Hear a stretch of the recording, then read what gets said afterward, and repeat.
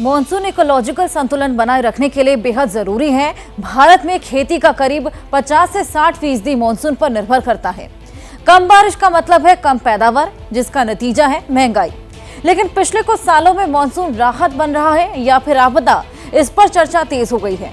विश्व मौसम विज्ञान संगठन ने अनुमान लगाया कि साल 2021 में भारत में बाढ़ और तूफान से करीब 60,000 करोड़ का नुकसान हुआ, जबकि पिछले साल हिमाचल प्रदेश में 12,000 करोड़ का नुकसान हुआ। और अभी केरल के वायनाड में जो त्रासदी हुई है, उसके सही आंकड़े सामने आना बाकी है।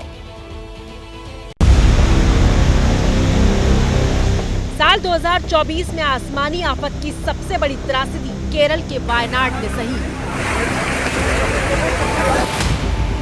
केरल के वायनाड में 30 जुलाई की सुबह आसमान से बारिश नहीं, मौत बरसी थी।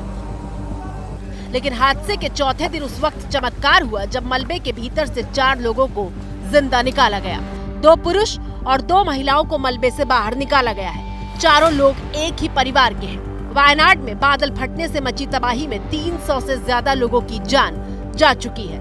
सबसे खतरनाक बात यह है कि 195 शव ही बरामद हुए हैं, जबकि 100 से ज्यादा लोगों के शरीर का कुछ हिस्सा ही मिला है। हाथ नहीं है, थोड़ा आदमी को रास मिलता है, हाथ मिलता है, पैर मिलता है, ऐसा ही है, पूरा बॉडी नहीं है। सेना, नेवी और एयरफोर्स की करीब 40 टीमें बचाव अभियान में जुटी हैं। सेना की टुकड़ी ने 24 घंटे के भीतर ये पुल तैयार किया है ताकि बचाव अभियान में तेजी आ सके। ये जो ब्रिज है जिसने आर्मी ने बनाया है, इस ब्रिज के दूसरी तरफ ऊपर जो रास्ता जा रहा है वहाँ पर मुंदकई गांव है। वो पूरा गांव अब मलबे के ढेर के नीचे दबा हुआ है। वहाँ पर भारी मशीनरी ले जाकर मलबे को निकालने की कोशिश की जा रही है, क्योंकि अब जो भी लोग वहाँ पर दबे हैं या दबे उनकी खोजबीन करनी है, उन मलबों के नीचे ही उनकी खोजबीन होनी है। इसलिए इस पुल का बनना बहुत जरूरी था। हादसे के बाद से एबीपी न्यूज संवाददाता आशीष वायनाड में लगातार ग्राउंड जीरो पर मौजूद हैं और वहाँ त्रासदी कितनी बड़ी है इसकी हर तस्वीर देश को दिखा रहे हैं। हमारे पीछे की पहाड़ियों से लैंडस्लाइड शुरू हुई। हम इस समय चूरलमला गांव में हैं। वहाँ से जो प्रवाह शुरू हुआ उसके मलबे बहकर इस गांव तक आए और भारी तबाही, चूँकि प्रवाह काफ़ी तेज़ था इसलिए भारी तबाही हुई। नदी का किनारा, ये जो नदी है इसका किनारा चौड़ा हुआ। वायनाड केरल का बेहद खूबसूरत पर्यटन स्थल है, जहां चाय के बागान हैं और वायनाड सबसे पहले चर्चा में तब आया था जब राहुल गांधी ने यहां से चुनाव लड़ने का फैसला किया था। वायनाड हादसे के बाद राहुल गांधी प्रियंका के साथ घटना स्थल पर पहुंचे हैं और पिछले 2 दिनों से पीड़ित परिवारों से मिलने के साथ साथ पूरी स्थिति का जायजा ले रहे हैं।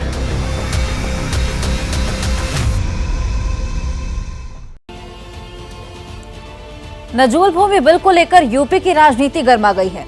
कल हमने इसी शो में बताया था कि कैसे यूपी सरकार का ये बिल विधानसभा में पास हो गया, लेकिन विधान परिषद में फंस गया। विपक्ष कह रहा है कि बीजेपी की आपसी लड़ाई का ये पूरा नतीजा है। याद है कृपया।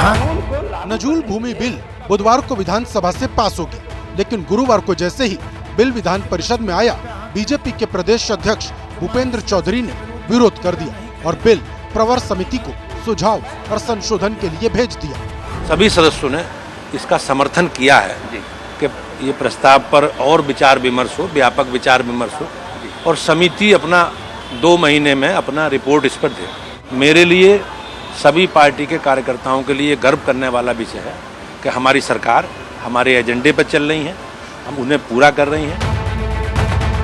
बीजेपी अध्यक्ष सफाई दे रहे हैं कि सरकार में सब ठीक चल रहा, लेकिन जिस तरह से विधानसभा में बिल पास हुआ और विधान परिषद में फंसा, उसके बाद विपक्ष कह रहा कि सरकार में पावर की लड़ाई चल रही। जो उत्तर प्रदेश में लड़ाई चल रही है, ये यूपी के बीजेपी की लड़ाई के तौर पे मत आप देखिए, ये मोदी वर्सेस योगी की लड़ाई है। और यहाँ से दिल्ली से इशारा होता है कि झगड़े करो, तो वहाँ झगड़े शुरू होते हैं। आपस की खींचतान है। कहीं न कहीं सरकार में बैठे लोग जमीनों पर, बेशकीमती जमीनों पर कब्जा करना चाहते हैं और खास तौर पर हमारी पार्टी का मानना है कि गोरखपुर और इलाहाबाद, खासकर 2 शहरों में बड़ी बड़ी जमीनों पर सरकार की निगाह है और बंटवारा आपस में नहीं हो पा रहा है, इसलिए प्रवर समिति में गया। या तो आप एक कमीशन बनाएं। हाँ, ये बात सही है कि नजूल भूमि बिल को लेकर विधानसभा में भी बीजेपी के सदस्यों ने विरोध जताया था। बावजूद इसके विधानसभा से बिल पास हुआ। बिल पर सवाल उठाने वालों में बीजेपी के सिद्धार्थनाथ सिंह भी थे। क्या नहीं कहें? विपक्ष जो मांग कर रहा है वो गलत मांग कर रहा है। वो विधेयक का पार्ट ही नहीं था। जो विधेयक का पार्ट था उसमें मैंने कुछ सुझाव दिए थे लीज एक्सटेंशन के, और वो माना गया, उसी दिन मान लिया गया, खन्ना जी ने मान लिया। अब जब विधान परिषद में बिल फंसा है तो बीजेपी के नेता कह रहे हैं कि सुधार और संशोधन होते रहना चाहिए। भाजपा में कभी लड़ाई नहीं होती है। सबसे अनुशासित पार्टी है तो भारतीय जनता पार्टी है, और विधेयक का जहाँ तक सवाल है तो सिलेक्ट कमेटी को भेजा गया है, तो इसमें परीक्षण होने दीजिए। मुझे लगता है कि भारतीय जनता पार्टी का जो नेतृत्व है, जो फैसला करता है, वो ठीक करता है। बहुत से विधेयक होते हैं, पार्टी ने फिर विचार किया होगा, सरकार को लगा होगा, और संगठन को भी क्या नाम प्रवर समिति में भी भेजना चाहिए। इस पर और विचार है, और सुधार हो सकते हैं, और जनता के भलाई के लिए क्या काम हो सकते हैं।